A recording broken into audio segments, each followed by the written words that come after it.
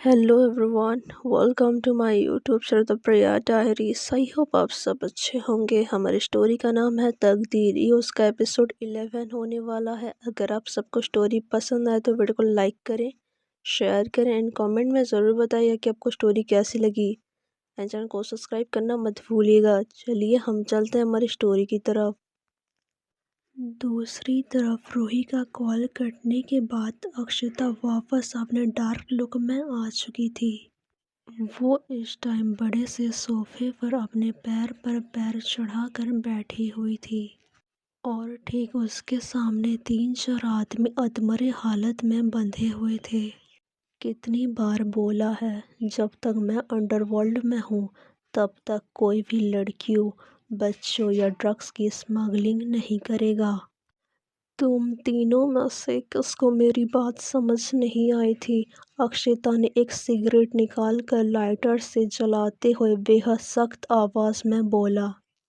उसकी आवाज में इतना ठंडापन था जैसे सामने वाले को हार्ट अटैक दिलाने के लिए उसकी आवाज ही काफी थी।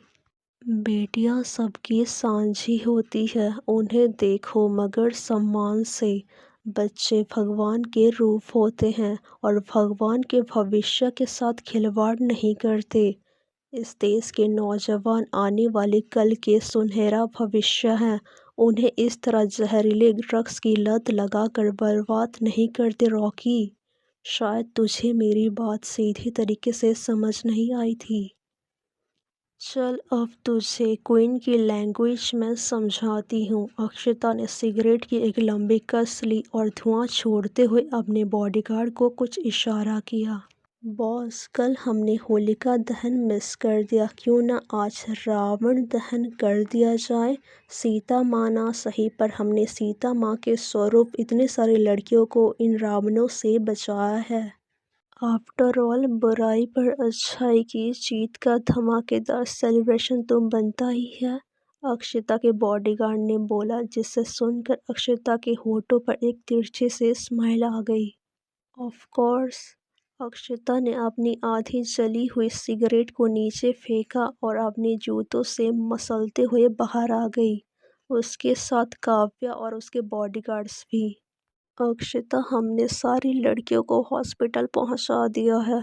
उन्हें बेचने से पहले उन्हें ड्रग्स देकर बेहोश किया गया था। उनका इलाज करवाना ज़रूरी थी। काव्या अक्षता के साथ कार में बैठते हुए बोली। उन सब लड़कियों को कुछ नहीं होना चाहिए। And one more things, make sure वो लड़कियां इस ड्रामे से जल्दी बाहर आ जाएं। और उनके ठीक होते ही उन सबको सेफली उनके घर पर छोड़ने की जिम्मेदारी तुम्हारी है काव्या। अक्षता ने इतना बोला और अपनी कार में बैठकर निकल गई। उसके जाते ही वो गोडाउन एक जोरदार धमाके के साथ आग के लपटों में जल गई। Rathore mansion. Happy Holi mummy ji. Ruhi सीढ़ियों से जल्दी जल्दी नीचे उतरते हुए आकर अक्षता की मॉम के गले लग गई।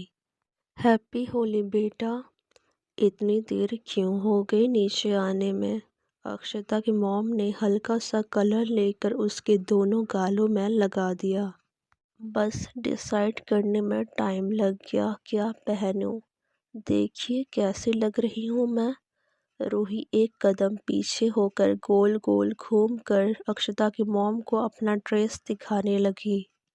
उसने बेहद सिंपल वाइट कलर के स्लीवलेस क्रॉप टॉप के साथ मैचिंग घाघरा पहनी हुई थी। बालों को एक तरफ से स्टाइल करके उसने खुला छोड़ा था। उसका नेचुरल बिना मेकअप का क्यूट सा फेस और ऊपर से उसकी वो प्यारी सी स्माइल जो खूबसूरती को चार चांद लगा रही थी। बेहद सिंपल बट फिर भी बहुत ही ज़्यादा खूबसूरत लग रही थी वो। Looking so beautiful. अक्षता की मॉम ने उसी के स्टाइल में उसकी तारीफ की और रूही के फेस पर बहुत प्यारी सी स्माइल आ गई। फिर वो उनके गले लग गई। उसने भी हल्का सा कलर लिया और अक्षता की मॉम के पैरों को छूकर आशीर्वाद लिया। हमेशा खुश रहो। अक्षता की मॉम ने प्यार से उसके सर पर हाथ रख कर आशीर्वाद दिया और उनके साथ मिलकर घर के सारे सर्वेंट्स को कपड़े, मिठाई और पैसे बांटने लगी। तभी रूही के कानों में बाहर से लाइट म्यूजिक की आवाज़ आई। मम्मी जी, ये सॉन्ग? रूही ने हैरानी से उनकी तरफ देखते हुए सवाल किया। अरे रूही बेटा, भूल गई? आज होली है और बाहर होली की सेलिब्रेशन चल रही है। मेहमान भी आना शुरू हो गए हैं। चलो जल्दी से मेहमानों का वेलकम करते हैं। और हाँ, मैंने तुम्हारे दोस्तों को भी बुलाया है। बाहर गार्डन में होली की सेलिब्रेशन की तैयारी हो चुकी थी। हर जगह स्टॉल लगे हुए थे जिस पर खाने की चीज़ें और एक तरफ रंग बिरंगी गुलाल रखी हुई थी। धीरे धीरे मेहमान भी आना शुरू हो गए। अक्षता की मॉम सबसे बात करते हुए उनका वेलकम कर रही थी। रूही भी उन लोगों से बातें करने में लगी हुई थी। तभी किसी ने पीछे से उसकी आंखों पर हाथ रखा। पूजा? रूही ने मुस्कुराते हुए पूजा के हाथों को पकड़ा और अपनी आंखों से हटाकर उसकी तरफ पलट गई। नो भाई, अभी नहीं प्लीज़, उसने क्यूट सा फेस बनाकर रिक्वेस्ट की और आयुष ने अपने हाथों में लिया गुलाल बगल में खड़ी पूजा को लगा दिया। आयुष के बच्चे, तुझे तो! गुस्से में उसने पास में रखी रंगों से भरी बाल्टी को लेकर उसके ऊपर उछाल दिया। पूजा, आयुष गुस्से में बोला, पर फूटी किस्मत, बुरा न मानो होली है। तभी पीछे से खुशी ने एक और बाल्टी रंग लेकर उस पर उड़ेल दिया। आयुष की ऐसी हालत देखकर रूही खिलखिलाकर हंस पड़ी और उसके साथ ही साथ खुशी और पूजा भी। तीनों आयुष की हालत देखकर अभी भी खिलखिलाकर हंस रहे थे। तभी खुशी के कानों में किसी की आवाज़ पड़ी और उसने पीछे पलटकर देखा तो उसकी आंखें गुस्से से लाल हो गई। उसके ठीक पीछे कुछ ही दूरी पर काव्या किसी लड़की से बात करते हुए बड़े ही मज़े से पकोड़े खा रही थी और उसे किसी और लड़की से बात करते हुए देख खुशी का पारा हाई हो गया। इसने कहा था पूरे दिन ये अपने फ्रेंड के साथ काम में बिजी रहेगी, पर यहाँ तो कोई और ही काम कर रही है। वो गुस्से में खुद ही खुद बड़बड़ा रही थी और अचानक उसके चेहरे पर गुस्से वाली एक्सप्रेशन देख रूही, पूजा और आयुष हैरानी से देखने लगे और उसकी नज़रों का पीछा करते हुए काव्या को देखने लगे। क्या हुआ खुशी? तू उन्हें ऐसे घूर कर क्यों देख रही हो? रूही ने खुशी को ऐसे काव्या को घूरते हुए देखकर पूछा। अब मेरी गर्लफ्रेंड मेरे सामने किसी और लड़की से बात करेगी तो क्या मैं उसे घूरूं ना? तो क्या आरती उतारूं? खुशी ने गुस्से में जवाब दिया। ओह!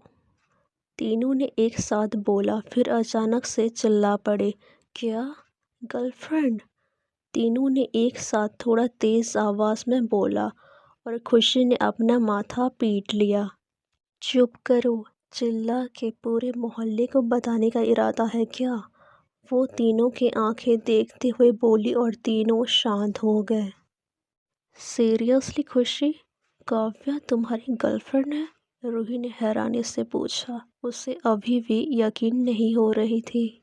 हाँ, तुझे बताया तो था, वो कॉलेज से नहीं है, यही है, खुशी ने मुंह फुलाकर जवाब दिया, क्योंकि अभी भी काव्या उस लड़की से हंसते हुए बातें कर रही थी और पल पल खुशी का गुस्सा बढ़ते जा रहा था। रूही, मैंने इसे कहीं तो देखा है, बट याद नहीं आ रही है, इसे मैंने कहाँ देखा था? आयुष ने थोड़ा याद करते हुए बोला। वो मैं बाद में बताती हूँ ना।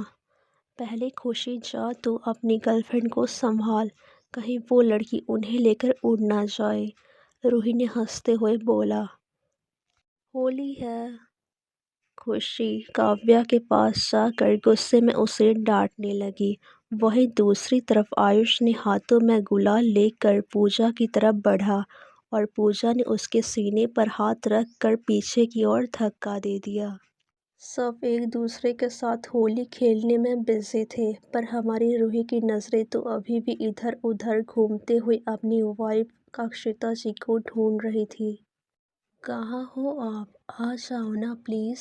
उसने उदास होकर अपने सीने पर हाथ रखकर बोला, और जैसे ही पीछे मुड़ी तो किसी से टकरा कर जैसे ही पीछे गिरने वाली थी तो किसी ने उसे अपनी बाहों में संभाल लिया। गिरने के डर से उसने अपनी आंखें बंद कर रखी थी। उसने आंखें खोलकर देखा तो उसके सामने उसकी खड़ूस वाइफ की ब्यूटीफुल सी फेस थी, जिसे देखकर रूही के होठों पर बड़ी सी स्माइल आ गई। मिस कर रही थी? अक्षिता ने उसे सीधा खड़ा करते हुए पूछा। अक्षिता के हाथ अभी भी रूही के कमर पर ही थे। बिल्कुल भी नहीं। रूही उसकी नज़रों से बचाकर स्टॉल पर रखे गुलाल को अपनी मुट्ठियों में भरा और उसके पूरे चेहरे पर लगाते हुए चिल्लाकर बोली, happy Holi my dear wifey, और उसकी बाहों से छूटकर भाग गई। Holi song, everybody let's enjoy. इतना मज़ा क्यों आ रहा है, तूने हवा में भांग मिलाया। इतना मज़ा क्यों आ रहा है, तूने हवा में भांग मिलाया। रूही ने पीछे की तरफ अपनी कदम लेते हुए अक्षता की आंखों में देखते हुए गाना शुरू किया और मुस्कुराते हुए आंखों ही आंखों में इशारा करने लगी। अक्षता ने मुस्कुराते हुए उसकी तरफ देखा और फिर मेहमानों से बात करने में बिजी हो गई। आयुष ने पूजा का दुपट्टा खींचकर अपनी कमर में बांध लिया और गाना शुरू किया। ओ तेरी मतलब की कुर्ती गुलाबी हो गई, मंचली चाल कैसी नवाबी हो गई, तो बलम पीछे कारी जो तूने मुझे मारी, तो सीधी सादी छोरी शराबी हो गई, और जींस पहन कर जो तूने मारा ठुमका, तो लड्डू पड़ोसन की भाभी हो गई। पूजा, रूही और वहाँ पर आई हुई बहुत सारी लड़कियों ने एक साथ स्टेप मैच करते हुए डांस करना शुरू किया और वहाँ का माहौल में रंग भरने लगी। बलम पीछे कारी जो तूने मुझे मारी, तो सीधे सादी छोरी शराबी हो गई, हाँ जींस पहन के जो तूने मारा ठुमका, तो लड्डू पड़ोसन की भाभी हो गई। बेचारी काव्या नाच गाने के बीच में भी अपनी खुशी को मनाने की कोशिश कर रही थी और खुशी गुस्से में उससे दूर भाग रही थी। आखिरकार काव्या ने उसकी कलाई पकड़कर अपने करीब खींच लिया और गाना शुरू किया। खुशी ने मुस्कुराते हुए उसके सीने पर हाथ रखकर उसको पीछे धक्का दिया और लड़कियों के साथ मिलकर धूम मचाने लगी। काव्या ने भी खुशी के दुपट्टे को अपने गले में लपेटा और उनके साथ मिलकर डांस करने लगी। सभी साथ मिलकर पानी और रंगों के बीच डांस कर रहे थे। ना ताल था ना लय थी, था तो खूब सारा मस्ती और दिलों में भारी खुशियाँ। अक्षता बस दूर से ही अपनी बेबी गर्ल को डांस करते हुए और एंजॉय करते हुए देख रही थी। रूही पूरी तरह से उन लोगों के साथ डांस करने में बिजी थी। तभी किसी ने उसका हाथ पकड़कर खींचते हुए एक साइड में ले जाकर दीवार से लगा दिया। आपने अक्षिता जी के रंग में नहीं रंगोगी बेबी गर्ल। अक्षिता ने अपने दोनों हाथ रूही के आसपास दीवार पर टिकाकर उसकी आंखों में देखते हुए मधोसी भरी आवाज में बोला।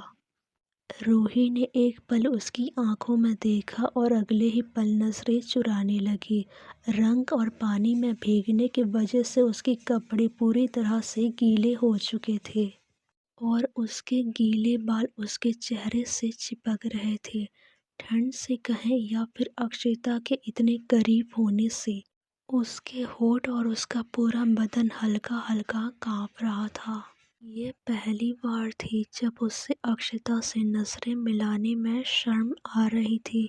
उसने अपनी नजरें नीचे झुका लिया था और उसकी इस मासूम अदा पर अक्षिता का दिल बेईमान होने लगा। वही जानती थी किस कदर उसने खुद को रोक रखा है। Baby girl.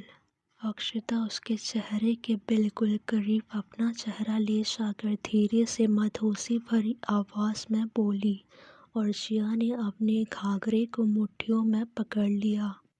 ना जाने क्यों इस टाइम ना ही उसके दिल पर उसका जोर चल रहा था, ना ही धड़कनों पर। नज़रें तो पहले ही झुकी हुई थी और धड़कनें इस कदर तेज़ी से धड़क रही थी कि वो चाह कर भी अपनी नज़रें नहीं उठा पा रही थी। म म मम्मी जी देख लेंगी, उसने अपने काँपते हुए होठों से बस इतना ही बोला। कोई नहीं देख रहा, सब बिज़ी हैं, अक्षता ने धीरे से बोला और अपने एक हाथ में गुलाल लेकर रूही के खुले कमर में लगा दिया।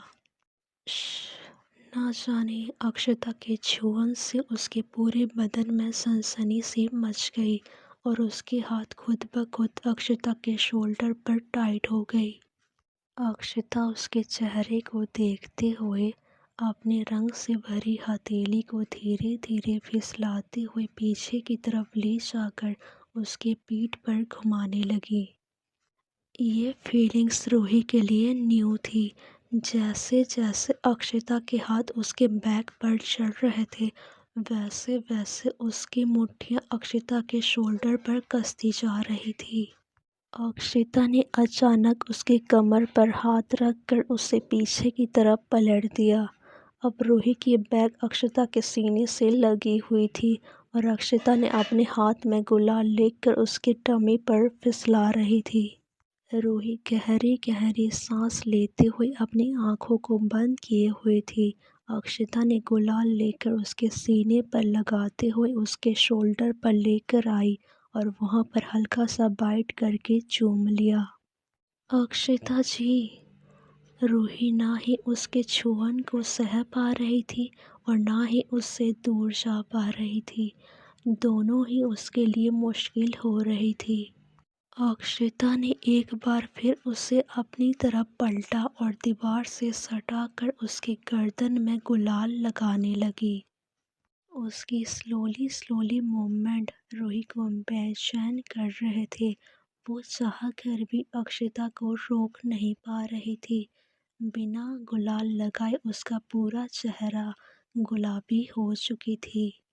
अक्षता ने ऑलमोस्ट उसके पूरे बॉडी पर गुलाल लगा दिया था और रूही बस चुपचाप आंखें बंद किए हुए स्टैचू बनकर खड़ी रही। अक्षता ने उसके चेहरे पर देखा जो शर्म से पूरी तरह से लाल हो चुकी थी।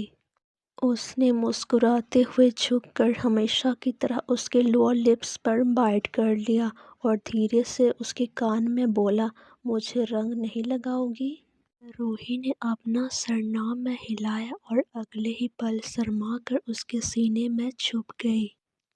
अक्षता ने भी मुस्कुराते हुए उसे अपनी बाहों में भर लिया और धीरे से उसके कान में बोला, आई होप अब तुम्हें कल रात किए हुए सवालों का जवाब मिल गए होंगे। लेकिन रूही को कहाँ कुछ सुनाई दे रहा था।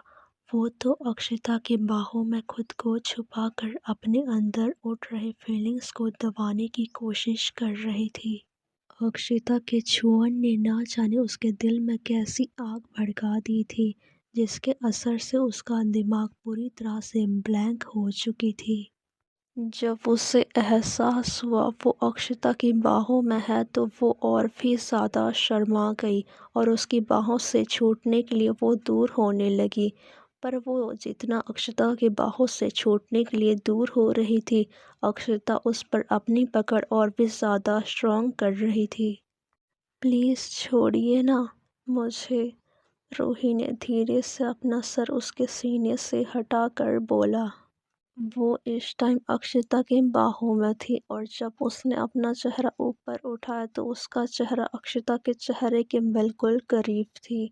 अक्षता ने बिना कोई जवाब दिए अपनी आंखें बंद करके धीरे धीरे उसके होठों की तरफ बढ़ने लगी।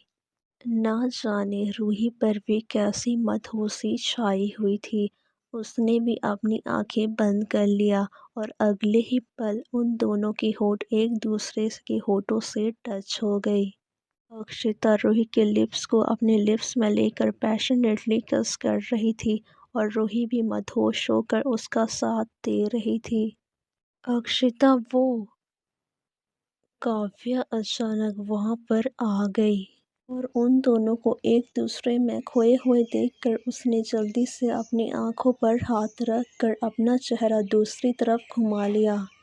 पर उसकी आवाज़ सुनते ही रूही और अक्षता उसी टाइम एक दूसरे से अलग हो चुके थे।